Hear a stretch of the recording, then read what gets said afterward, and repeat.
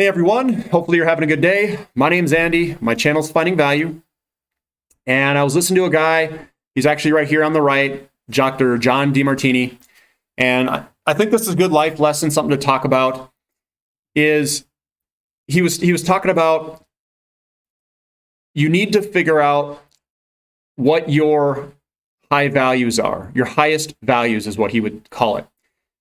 And what highest values are is what do you value the most in this world? What do you spend money on? What do you spend time on? What are things that you value in this world? So for me, I'll give you things that I value. When I was a kid, I always wanted to go outside. And that is carried throughout my entire life. I've always wanted to go outside. I played sports, baseball, hockey. I would go outside and go skating outside, I was in Minnesota is where I grew up. I would go mountain biking outside. I love being outside all the time. I liked bikes, motorcycles, mountain bikes. I like cars. Anything that goes fast and turns where you can feel the G's and you can handle it. I love doing that stuff. That is something that I highly value and I spend some money on. I also value health. I've always worked out. I'm always conscious about, not about my weight, but just how healthy I am. Do I feel good? Am I getting good sleep? I value my health probably, it's way up there. I also value my kids, very much so. Family, I should say, just in general.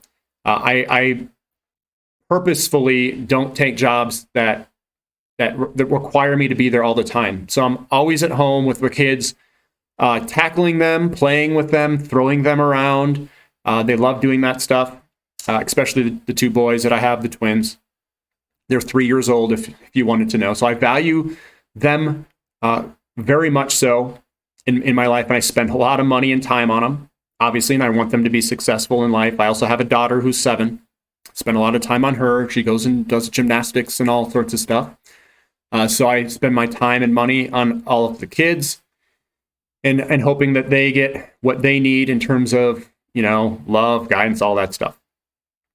And so I've got the health, the cars and bikes and outside and sports that I've played, and then I like just outside in general. And what he says is whatever you spend your time on and whatever you spend money on are the things that you value highest in your life. Now, what he suggests, and I think he's 100% right here. 100% right. I luckily stumbled across this. He said that take your highest values that I just mentioned for myself, write them all down, and I've got more than that, but I gave you some general ones. And he says, from those highest values, orient your life around that. Your job, or figure out a way to make money based off of your highest values. And you'd say, if you do that, if you base everything around your highest values, what's going to happen is you're going to be energized. You're going to have more energy. You're going to be happier. You're going to have be more fulfilled in life, and energy is going to come to you. If you do things that you don't care about, that you do not value, and believe me, I'm in a job, and I've been in a lot of jobs, where I don't value it. I don't care about it. And he says, when you don't value it, if it's not in your highest values, it's going to take energy from you. You're gonna be more stressed out. You're gonna be less energy. You're gonna be more depressed. You're gonna be not as happy in your life. And what you're going to need is motivation. If it's something that fits and aligns with your highest values in life, energy is going to be brought to you and you're going to want to do it. You're not going to care. You don't need motivation. You're just going to want to go and do it. Hey, look, there's this problem. Okay, that's fine. Let's just blow right through it. I want to do this. I want to get where I want to be. So for an example, I've rebuilt a couple of different cars. I'm a very, very frugal person. I'm an engineer and I can figure things out. So I redid a couple of cars. I redid an RX-7. I redid an FD RX-7. I redid an RX-8. I bought them for super cheap. I bought the RX-8 for $1,200. I put a new engine in it, put some stuff on it, and it wasn't that bad because I didn't need motivation to do it. I just pummeled through it because I wanted the end result. I wanted the car running. I wanted to use the car. And I like that because that's what I like doing. I don't like necessarily wrenching on the car, but I love driving. I really love driving on the limit, taking corners as fast as you can, hitting the gears, getting on the brakes, getting the car to wiggle and get on that edge. I just love doing that. And if I have to do something for me to get the end result, I just pummel through it because I value that end thing. And it made sense. My favorite job that I've ever had was cutting grass and working at a golf course. And the reason I liked it so much, and I didn't know this, I didn't listen to his things. I just said that was my favorite one because I was outside. I was cutting the grass, which I don't really care, but I'm all by myself, outside in the middle of this beautiful surroundings. Like, it was beautiful. It'd be in the morning. It could be sunny and the sun's just coming up. You're mowing the grass. It's just you, the grass, and you're outside by yourself. And you don't see anybody. It's just completely wide open. You're just looking all around. There's no one out there. You've got trees everywhere. It's all green. You've got the dew on the grass. It was like perfect. And I just did it. And it was so relaxing. Like, I felt like I was at home. Now, if you go and you look at my other jobs recently, and you guys can use this information however you want. I mean, obviously. But you look at my other jobs and I'm inside and I don't like being inside. I don't like that. I hate it. And then you look at other things where you get all these tasks to you, and depending on where you work, they're starting to add even more tasks to you that are just garbage tasks. Like, I'm now doing a bunch of HR work. I'm now doing a bunch of other work. I'm now looking for shelf life and calibration things. It's like, I hate doing this. Like, I don't want to do any of this. And what I do is I don't do it. I just say, whatever. I mean, I'll look at it. I try to delegate as much as I can out. But it's I don't like doing it. It's boring as hell.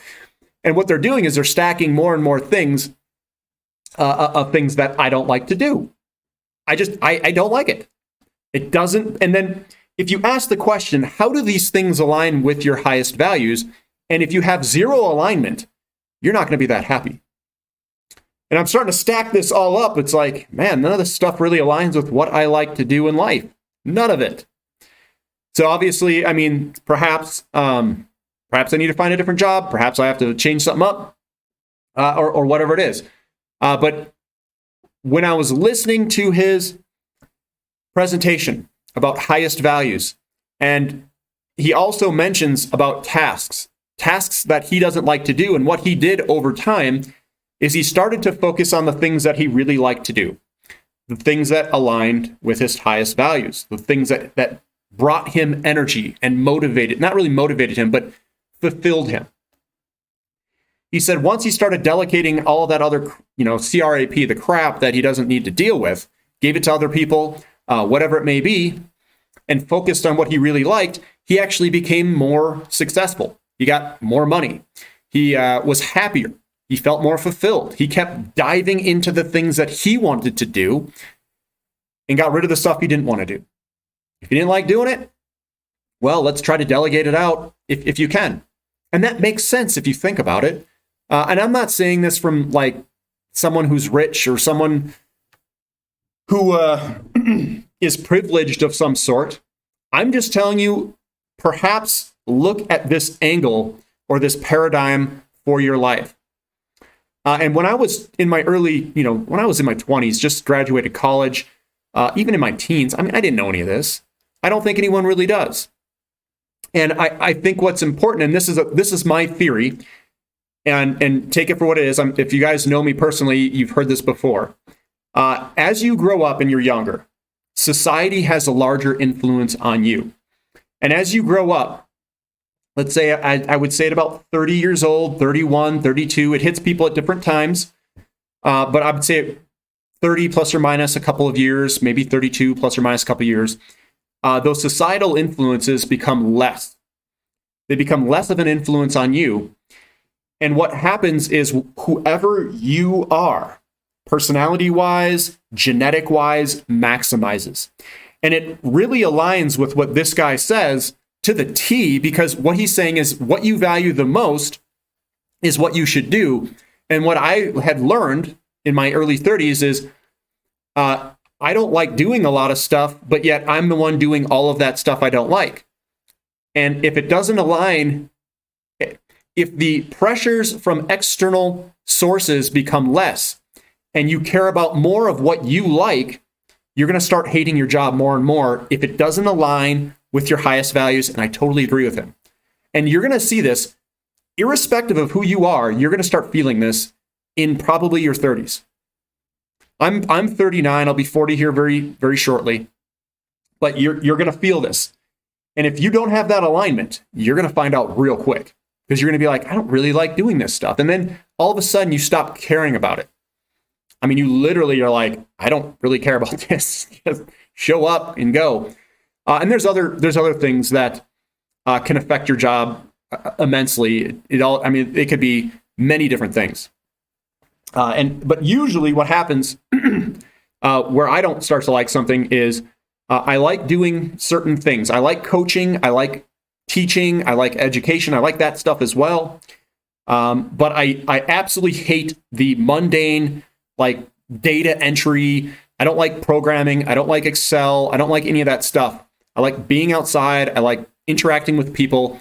And there's another thing that he mentioned that I think is very worthwhile.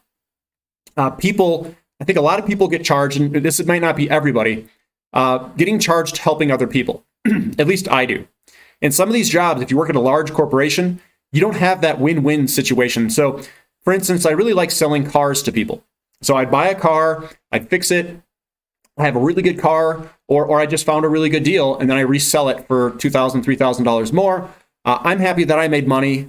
They're happy that they're getting a good car, and I'm not selling a bad car. I'm selling a very good condition car that's going to last for a very long time. I feel good making that transaction because everyone wins. Now, in these large corporations, you don't ever have that transaction. There's never a customer or another person that you're necessarily dealing with. Usually, what you're doing is you're working with a bunch of people that aren't aligned with their highest values, that aren't necessarily happy to be there, but they're just doing it for the paycheck. And then you transact between people, and you're just like, it's like whatever. You don't get that self-satisfaction. You don't get that payday. You don't get the bonus. We don't have bonuses. We don't have anything. You don't get any of that stuff. So it's kind of like this unfulfilling wheel in this big cog that you are that doesn't align with anything that you necessarily care about. And I think that is why a lot of people don't like their jobs, is basically exactly what I described. They don't have that transaction. You don't have that thing where you're helping someone. That's gone. You don't have anything that aligns with what you care about. So you're basically living or putting in copious amounts of time to this thing that has no fulfillment. You just do it and you're wasting your time. Because your time, obviously your time is your most valuable asset. And another thing I want to touch, you know what, I'll go into a different clip on that. But as you get older, you're going to start figuring this stuff out. And I'm sure some of you guys who are older, maybe you agree or disagree. Put in the comments section what you guys think in terms of agreeing or disagreeing with the comments that I've made and what this person, John DeMartini, talked about in terms of the highest values. But I think I'm going to look further into it and try to find a job that aligns with my highest values. I do like doing this YouTube.